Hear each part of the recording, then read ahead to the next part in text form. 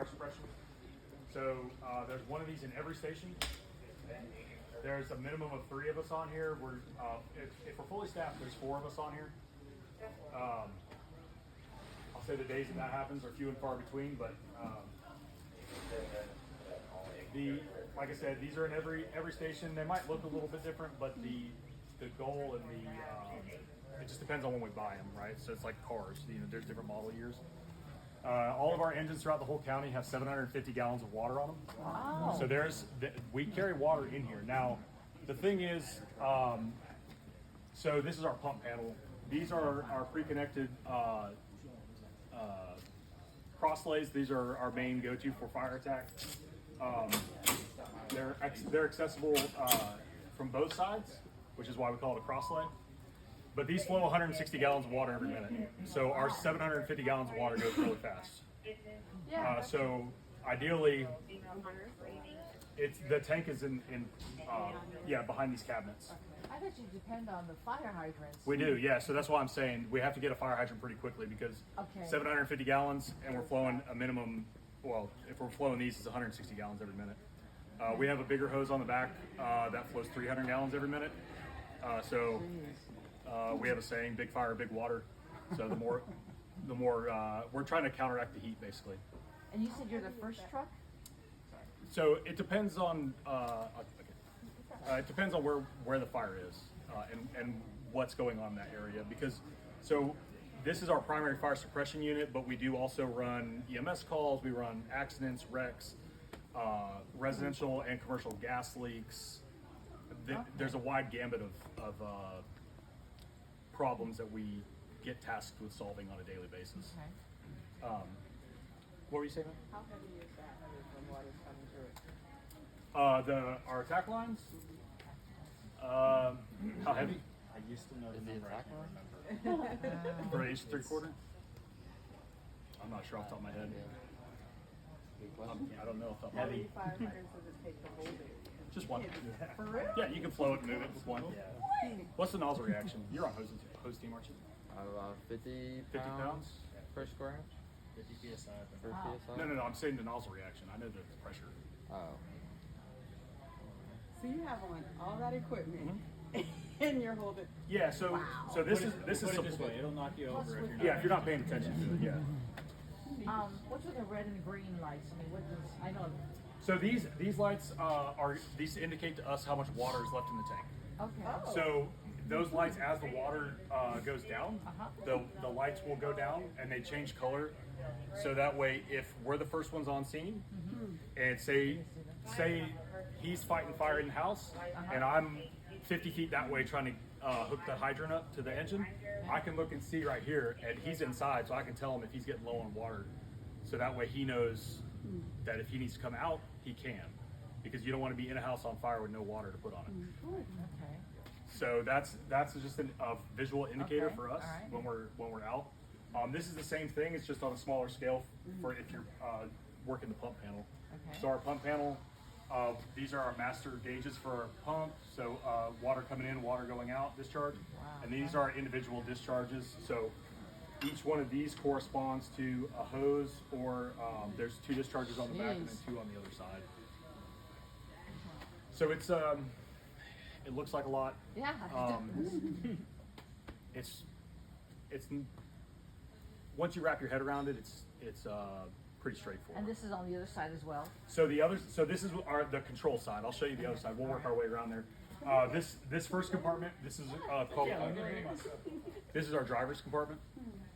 So this is where the driver keeps his gear, and then we have any sort of adapters, extra nozzles, valves, things like that we would have in case we need to improvise on the fire ground.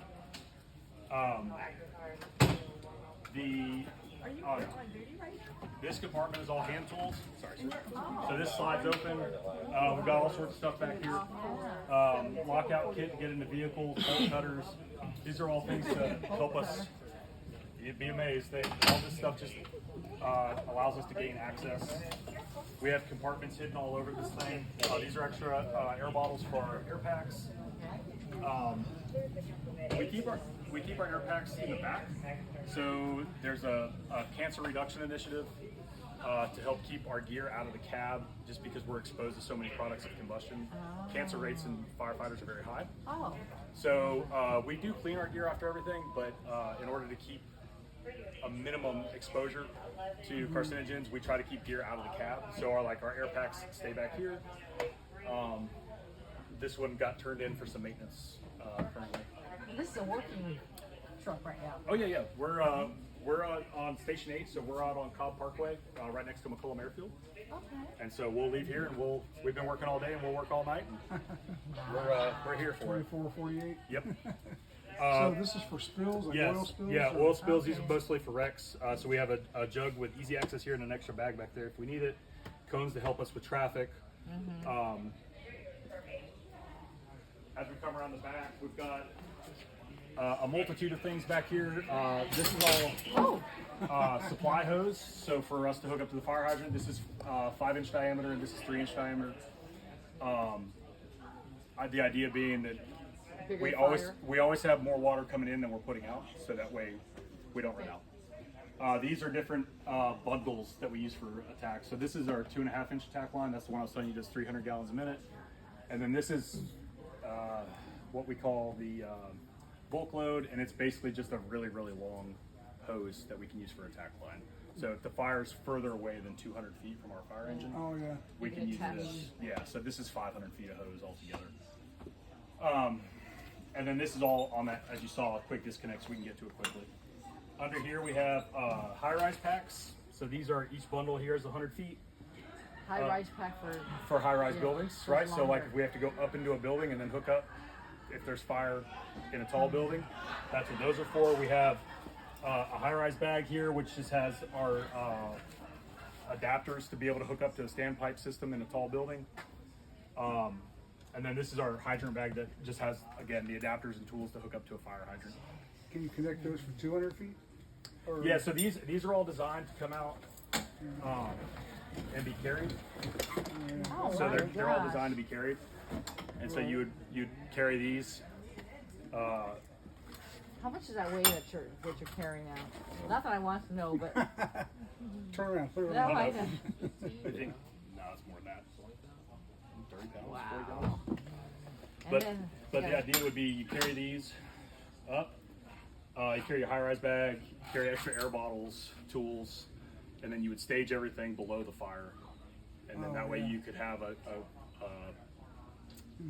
staging area that has everything you need, and then you could move up to attack the fire from there. and then you had to put all this stuff away while you're at the scene before you drive back to your station. For the most part, yeah. Because I was gonna say it's not gonna fit in there if you just kind of. No, we shove would it have to in put there. all this back together, Yeah. or we would roll it up and put it back together at the station. Okay. But usually, I mean, like if it's a quick fire with crosslays, we'll put those back on and we'll be back in service. Go back, take showers, and then if a call comes out in between them, we'll handle that as it comes. But for the most part, I mean, yeah, You have to say, exactly. Why take a shower then if you're gonna go out again? We were talking about it earlier. That I mean, I've had shifts where we had 3 fires in one day. Ah, It's just but you never you're know. just tired at the end, Yeah. So, ladder rack. This Oh, comes okay. down. That allows us to have 28-foot extension ladder and a 16-foot roof ladder. It's got some other poles and hooks on it for. And how are you getting up there to get that? So this comes down. So this unlocks there, and then there's a control panel right here. I'm not going to do it because they're right there, but it just Oh, it swings just down right slides here. over. Yeah, it swings Okay. down. I was wondering how you got up there to get it. Yeah. Okay. More air packs, hand tools for forcible entry.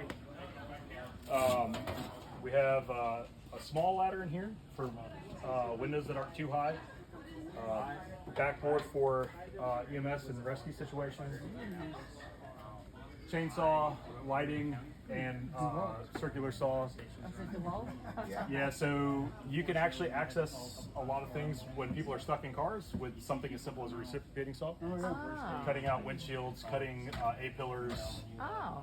cutting roofs off, things like that. You can do a lot of it with just the reciprocating saw. So while you'll see the more advanced extrication equipment on the other 2 apparatuses, But while we're waiting for them to get there, we can do a lot as just an engine company with the tools that we have. So you're pretty much first then, basically. Yeah, right? like I said, it just depends on where the accident happens and who's closest to it. This whole compartment here is all going to be our medical supplies because we do run a lot of EMS. So we have cardiac monitors, we have OB kits to deliver babies, we have Because all of your EMTs, I heard. yes, yeah, EMTs and paramedics. We have trauma bags for mass casualty incidents. Pretty much the whole gambit. And then this is the other side of that pump panel. So these are discharges so that we can hook up more hoses if we need to attack here. This is where our main intake for our pump. The pump is actually behind both these black panels on either side is where the pump is right here. And then this is a large diameter discharge. So if the fire is really long ways from the fire hydrant, we can put a fire engine to supply the other fire engine that's attacking the fire. Because the longer the hose goes, the less water we get through it. And then inside, it's not bad. No, it's clean. It's a little tight in there. It's not bad. It's not. Well, yeah, you would think with how big these are that we'd have a lot more room, When I but got in there, I was like, whoa, it's tight in yeah, there. it's not You too sat bad. down in there? Yeah. Yeah, I mean, if you're in the front, so like this front seat, it gets tight pretty quick because you got your gear up here.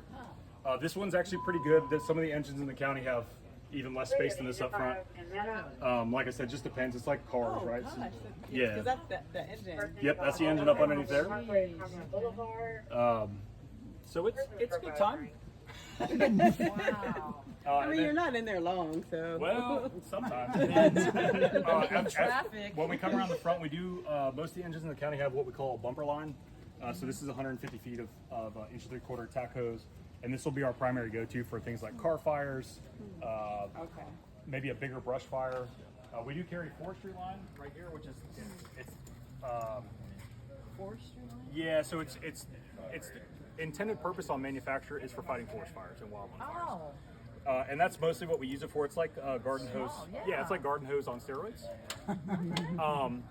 So we use that for things like brush fires and stuff. But if they're bigger, again, the more fire, the more water, right? So we use the inch 3/4 attack line, depending on where it's at and how big it is. That's our Like a regular car fire, not like the car you got. Are you able to knock it down with what water you got on it?